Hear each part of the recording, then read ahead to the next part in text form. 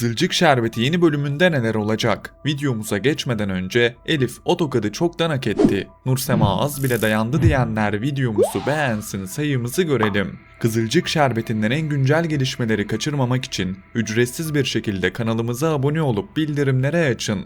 Hype butonundan da bize destek olmayı unutmayın. Heyecan dolu, sırların bir bir ortaya çıktığı bir bölümü geride bıraktık ve yeni bölüme dair merakımız iyice arttı. İlk olarak Elif'in herkesin önünde Nursema'yı rezil ettiği o kabus geceyle videomuza başlayalım.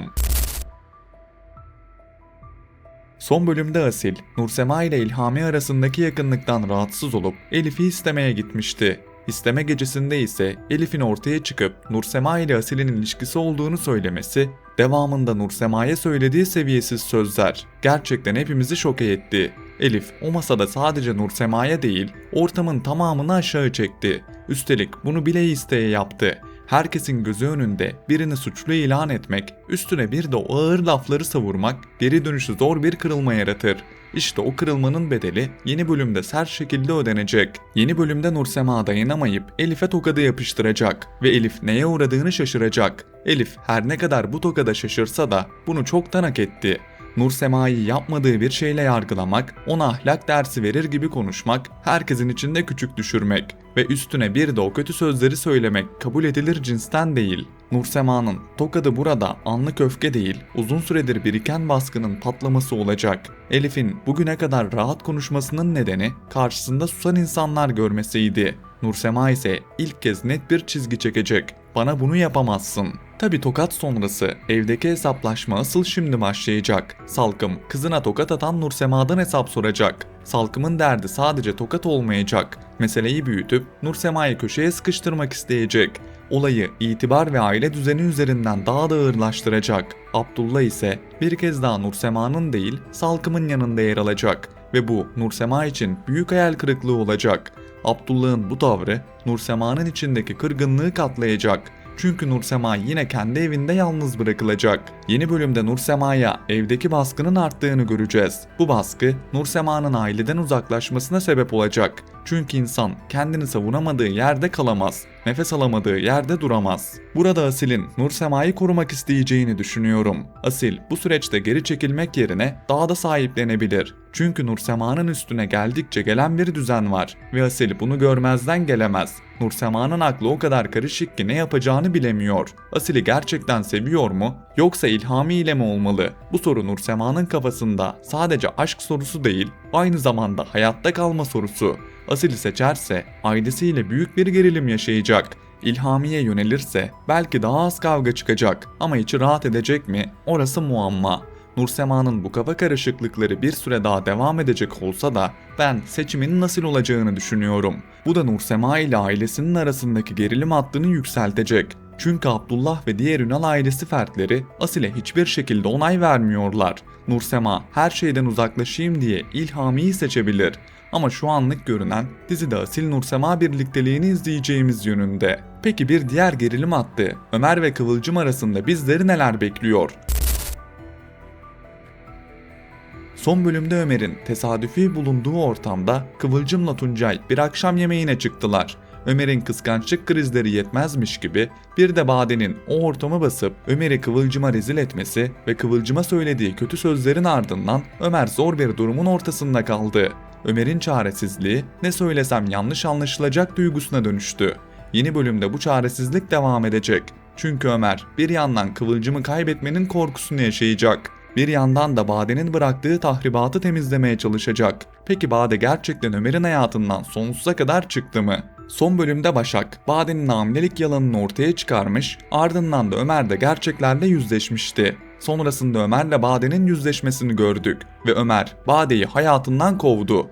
Ancak Bade öyle kolay vazgeçecek birisi değil. Bunu zaten kendisi de söylüyor. Bundan dolayı ben Bade'nin çok daha tehlikeli birine dönüşeceğini ve hem Ömer'e hem de Kıvılcım'a zarar vermek isteyeceğini düşünüyorum. Bade'nin derdi aşk değil, kontrol. Kaybettiği kontrolü geri almak için daha sert hamleler yapabilir. Burada Bade'nin Kemal bebeği kaçırdığını görebiliriz. Kemal bebek kaçırılır, Tuncay onu kurtarır, ardından Kıvılcım'a verir. Sonrasında da Kıvılcım Tuncay yakınlaşmasının doğduğunu görürüz. Böyle bir senaryonun yaşanma ihtimali yüksek. Çünkü dizide gerilimi yükselten en güçlü kart bebeğin tehlikeye girmesi olur. Ömer bu süreçte bir yandan kıskançlık krizlerine girecek, Kıvılcım'ı kaybetmenin acısını yaşayacak, bir yandan da Bade'nin tehlikeli planlarından hem kendisini hem de Kıvılcım'la bebeğini korumaya çalışacak. Ömer'in burada vereceği sınav büyük. Ya doğru hamlelerle Kıvılcım'ın güvenini yeniden kazanacak ya da hatalarıyla Bade'nin elini daha da güçlendirecek. Şimdi gelelim Başak ve Fatih'e.